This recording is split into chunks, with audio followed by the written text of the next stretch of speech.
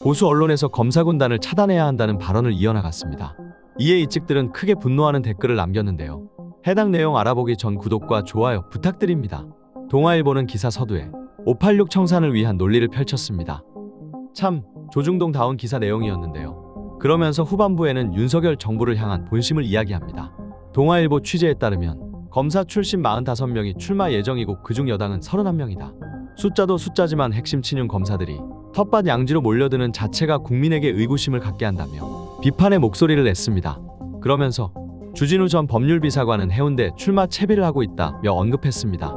주진우는 윤 대통령의 최측근으로 꼽히는데 하태경 의원이 서울 출마 선언을 하면서 떠난 부산 해운대갑에 주진우가 예비 후보로 등록한 모습, 즉 국민이 보기엔 부적절한 모습을 언급한 것이죠. 그러면서 이들이 진정으로 대통령과 정권의 성공을 기원한다면 험지로 뛰어드는 게 옳은 길이지만 그런 자세가 안 돼 있다면 해결은 한동훈 위원장의 몫이다.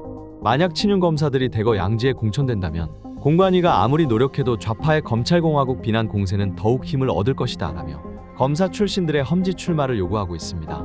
그래야만 검찰공화국이라는 프레임에서 벗어날 수 있고 국민들의 지지세를 다시금 회복할 수 있는 것이라 믿고 있는 것이죠. 하지만 검찰 출신이 험지로 출마한다고 해서 검찰공화국이라는 이미지를 탈피할 수는 없을 겁니다. 윤석열이 대통령이 자리에 앉자마자 검찰을 향한 신뢰도가 바닥을 쳤기 때문이죠. 2023년 10월 16일에서 18일까지 한국리서치가 조사한 결과에 따르면 과거에 비해 검찰의 영향력이 세진 이유 중 가장 큰 원인을 국민들은 윤석열 대통령의 등장으로 뽑았습니다. 그 다음은 정치적 수사이지요. 해당 여론조사만 보더라도 윤석열로 인해 검찰의 영향력이 커졌다는 것은 국민 누구나 알 수 있는 사실입니다.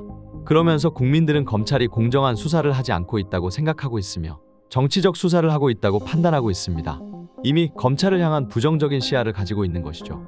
또 심지어 조국 전 장관이 펴낸 책 디케의 눈물의 한문단을 발췌해 간접적으로 윤석열 정부가 검찰 공화국이냐라는 질문에는 그렇다고 대다수가 동의하는 모습을 보였습니다. 이러한 모습을 보면 검찰 출신이 험지로 출마한다고 해서 검찰 공화국이라는 이미지를 벗어던질 수 없을 것입니다. 이미 윤석열 대통령 등장 이후 검찰 공화국이라는 이미지가 굳혀졌습니다. 대한민국 최고 권력 대통령이 윤석열인 이상 검찰 공화국 이미지는 절대 벗어날 수 없을 것입니다. 심지어 차기 대권주자로 한동훈이 언급되고 있는데 국민들은 이러한 모습을 보며 어떤 생각이 들까요? 정말 검찰 출신들이 험지로 출마한다고 해서 검찰 공화국이라는 이미지에서 탈피할 수 있을까요? 근본적인 원인을 잘 생각해 봐야 합니다. 끝까지 시청해 주셔서 감사합니다.